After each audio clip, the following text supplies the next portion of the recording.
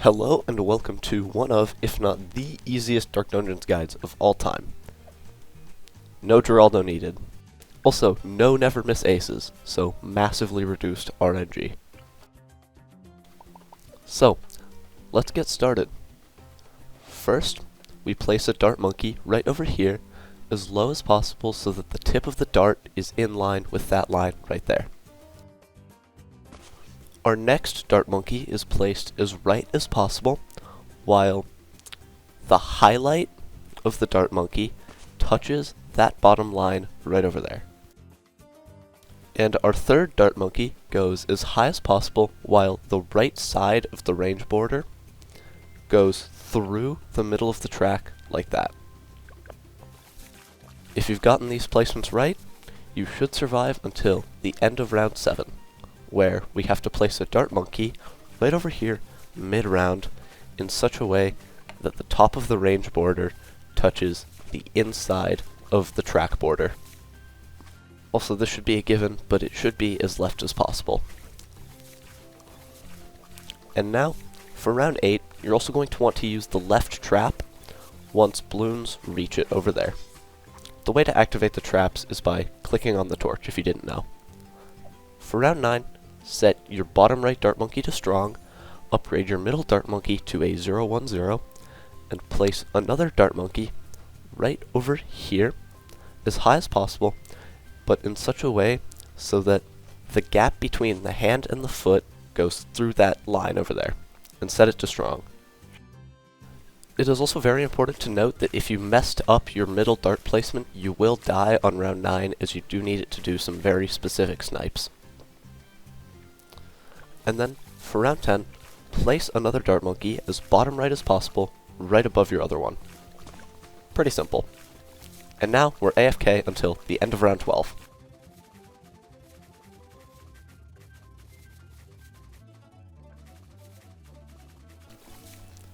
After round 12, place Sada right over here as bottom right as possible. Sada actually goes kinda crazy with this strategy, and this spot is very good for her. And once you've placed Sada, set your top right dart monkey to strong as well. For round 14, upgrade your middle bottom dart monkey to a 0-2-0, and your upper left dart monkey to a 0-1-0.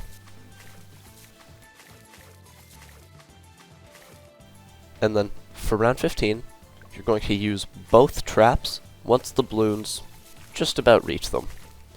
I used them slightly early, but if you'd like, you can use them slightly later. It's alright. And then for 16, place a druid as top right as possible next to your bottom left dart monkey, and set it to strong.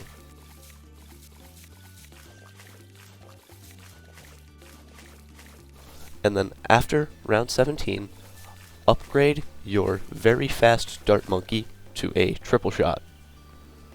This guy will kind of carry the early game for our middle lane.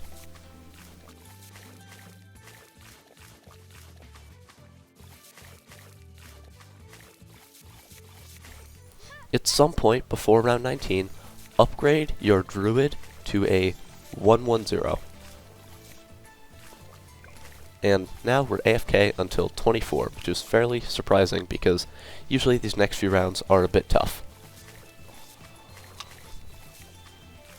And feel free to use some traps if you'd like. You don't need them for a while.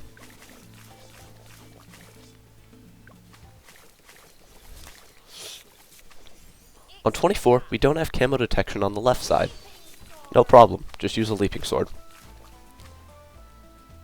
Or the trap. That works too. And then in the middle of 25, upgrade your druid to a druid of the jungle and set it to first. This guy is our real early game carry.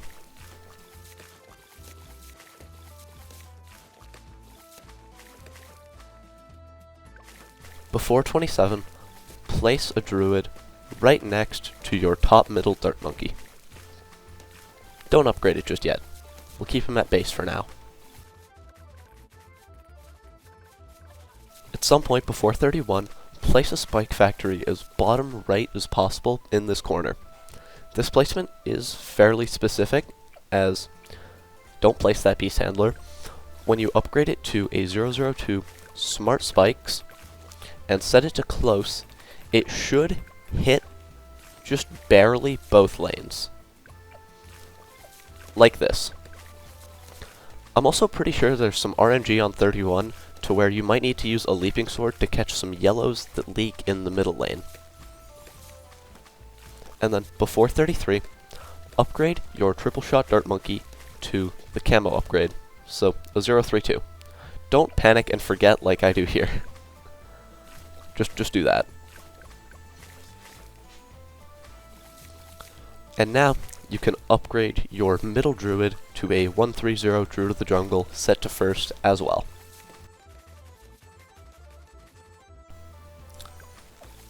Boom. Our early game setup is mostly complete. All we need to do now is place a spike factory right over here in the middle lane in such a way that the left side of the range goes through the middle of the track.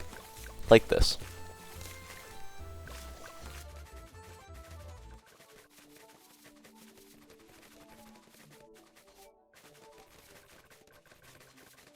I don't think this is needed for 39, so at some point before round 40, place a tack shooter right over here as high as possible in this bend, and upgrade it to a 204 overdrive.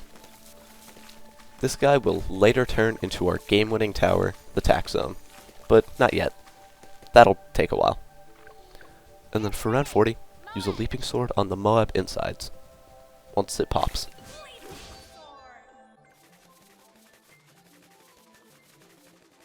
Before 42, upgrade both spike factories to bigger stacks, and then you also want to set Sada to close, and then use a leaping sword once the first camo rainbow on the right starts to go up.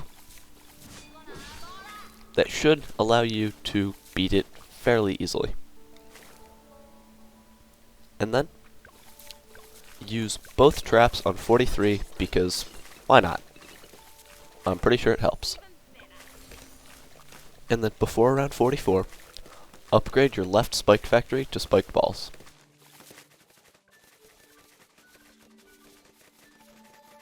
At some point before 46, place a wizard right over here as top right as possible and upgrade it to a 022 wall of fire. If there's a fortified ceramic that reaches up to Sada, you want to use the trap. And then if you had to do that, I would recommend using a leaping sword on 47, because you won't have the trap up. You might also want to use the left trap if you'd like. And then, upgrade that wizard you placed last round to a 032 Dragon Breath. At some point before 49, place an alchemist as top left as possible into this corner, and upgrade it to a 300 Berserker Brew. The reason we place it as top left as possible is that the acidic mixture dip buff doesn't get stolen by other towers that we're going to place there later. Well, actually, it's only one other tower that we're going to place there later, but it doesn't matter. And then, before round 50, place an ice monkey right below your tack shooter, set Sada to first, and upgrade that ice monkey to a 410 embrittlement. And then, surprisingly, you also have to leaping sword the Moab insides on 50. Check that you can place a glue gunner below your ice monkey. But don't place it, just check that you can. And then set Sada back to close after that, and upgrade your alchemist to a 301. For 51, place a village in this corner, and upgrade it to a 200 jungle drums, and now we're done with the middle lane for a while. And by a while, I mean like a few rounds.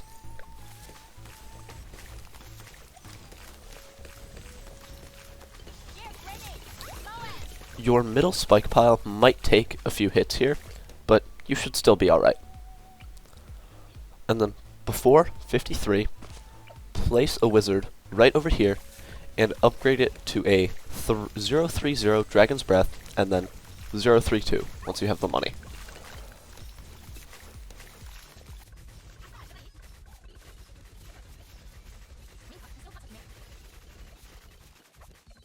On 55, use the left trap and get Dragon's Breath as soon as possible. I'm pretty sure this is needed to beat the round. And then get it to 032. And now, we'll just add the finishing touches to our mid-game setup. Place an Alchemist right over here so that the middle Dart Monkeys are not in its range. And then upgrade it to a 320 Berserker Brew. And then we'll upgrade our village in the middle to a 300 Primary Training.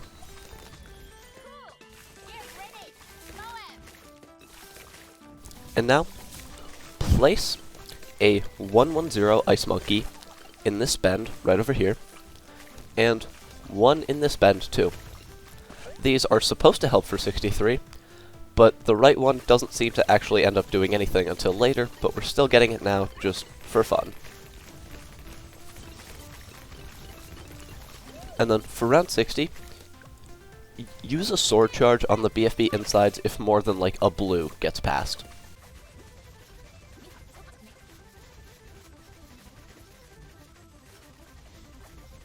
Alright, we have the hardest round of the run, 63. Use a sword charge for the first wave, and then use the right trap for the second wave. Only use the right trap once the second wave comes out. And then make sure Sada is on close, as you definitely do need her to be on close for the third wave. And speaking of the third wave, use the left trap, and you're going to use a leaping sword once the balloons start to turn up. That last leaping sword is probably the hardest part of the run. It's not a super specific timing, but it's harder than all the other ones. And then, I don't know, feel free to use a sword charge if you have to or something. You shouldn't, but I don't know, use it if you'd like.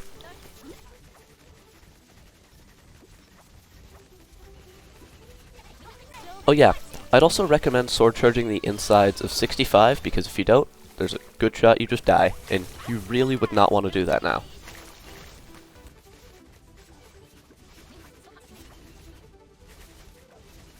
Also, sword charge the insides of the BFB on 68.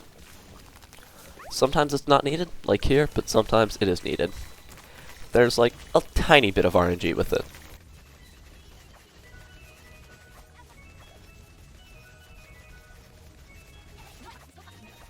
I'd recommend using a sword charge to clear up the insides of 71 if you have to. Then, I probably didn't have to, but I just did anyway.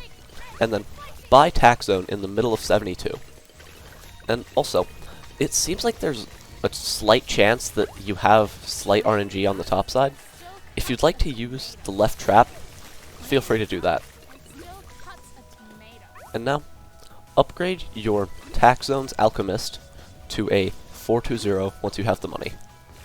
This helps for 75 and just about the rest of the game, but mostly 75. And now we're going to save up for spiked mines on our left spike factory. This guy will be excellent cleanup for Sada, as she tends to leak a lot of ceramics. 75 is pretty simple. What you're going to want to do is use Sada's Leaping Sword on the first stacked 2 BFBs that come from the top lane. It is very important that you use a Leaping Sword here, because if you don't, you just die. And then you're also going to use the left trap to clean up the insides. Also very important. And then you're also going to watch out for the middle lane, because I don't know, there might be some slight RNG possibly. I'm not 100% sure about that, though. 76 is easy. Just use a sword charge. I use it a bit late here, but you can use it earlier if you'd like. For 77, I'm gonna be honest, I wasn't entirely sure on what to do here. I was going to use the left trap again, but we can't do that as it's off cooldown, so use a Leaping Sword on the BFBs to clean it up, and just hope that your spike pile can survive it. It should be able to, so, yeah. And then 78's pretty easy. Just use a sword charge on both waves of ceramics, especially the camo wave. Actually, especially both waves, what am I talking about? And then mid-round, upgrade your left spike factory to spiked mines.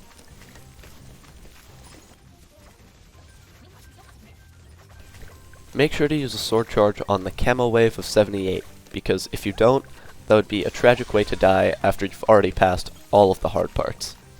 Or the hardest parts. And then, whenever you can afford it, place a village as bottom left as possible in this corner, and upgrade it to a 002 monkey commerce. Surprisingly, this is the only discount village we'll end up getting in the run. And then, as bottom left as possible next to Sada, right over here, place an alchemist and upgrade it to 320. Before round 80, upgrade your middle spike factory to a 320 spiked balls, and make sure to sword charge the ZOMG insides. If you don't, you're probably dead.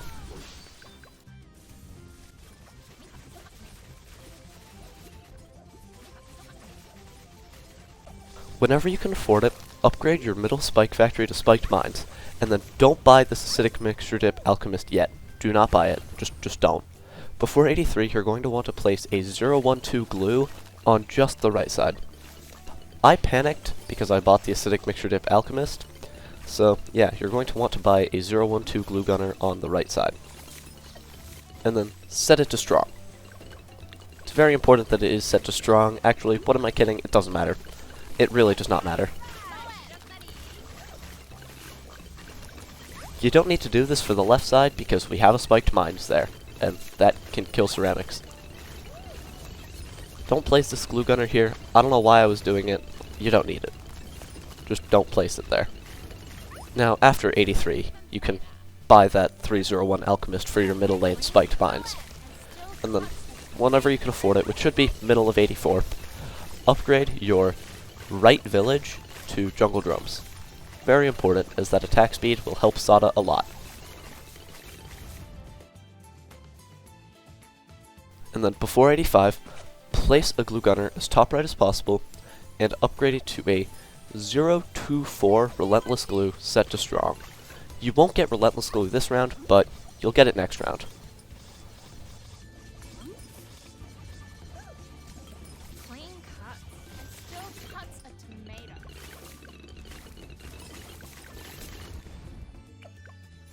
And boom, we will now have Relentless Glue absolutely carrying the top side, because Sada mostly does good with Relentless Glue now. So, yeah. And then for 87, I'd recommend using some Sada abilities on the top ZOMGs, because Sada still kind of struggles to kill them right now. I'd recommend using a Leaping Sword on the ZOMG layer and then a Sword Charge to clean up the insides.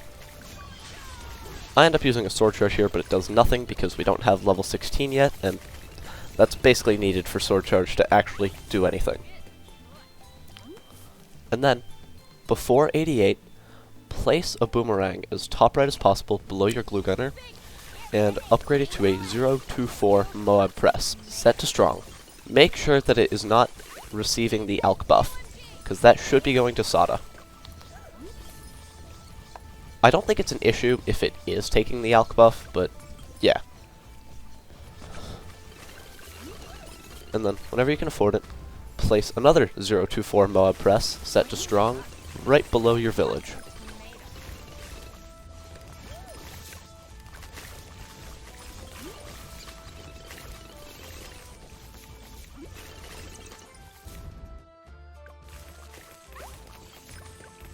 Round 90? Pretty easy. Attack zone just carries it. Round 91 is oddly difficult on this map and on no other maps. Yeah, it's weird. But place a glue gunner in the middle for 91. And you're also going to want to use a trap and or sword charge when you see one ceramic that doesn't get slowed. There will always be one. One ceramic that just gets missed by the ice and the glue.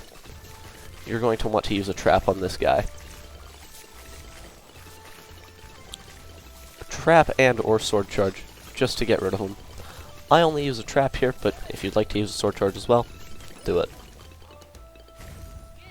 And then, before 92, upgrade that bottom glue gunner from earlier that we placed for no reason to a 024 relentless glue set to strong.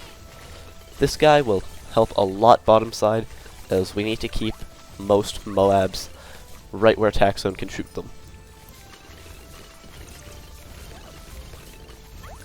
And then, for 93, I don't know, you can use a sword charge if you want. Probably not needed, but yeah, just do it.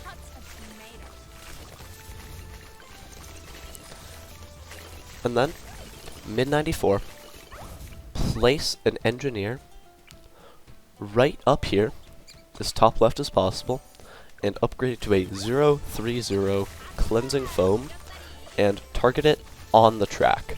Not where I do it on the village, just do it on the track. That should be more consistent. And then, place a ninja, and you're going to upgrade it to a 040 Bloon sabotage in the middle of 95, and then use the ability as soon as possible. It should be right after the DDTs come out. You can also use the left trap to maybe reduce at the amount of spiked mines that get used, but not many get used anyway, so you should be okay. Use the sabotage off cooldown, and that should just insta-delete 95. Yeah, if you'd like to use a sword charge here for whatever reason, feel free to do that, as you don't need any abilities for 96. It's just an auto win. See, here I moved the cleansing foam to the start of the track, because, yes. And then, you're also going to want to place a third 024 Moab press right next to your right Dragon Breath Wizard. Also set to strong, because that's the targeting we put Moab press boomerangs on.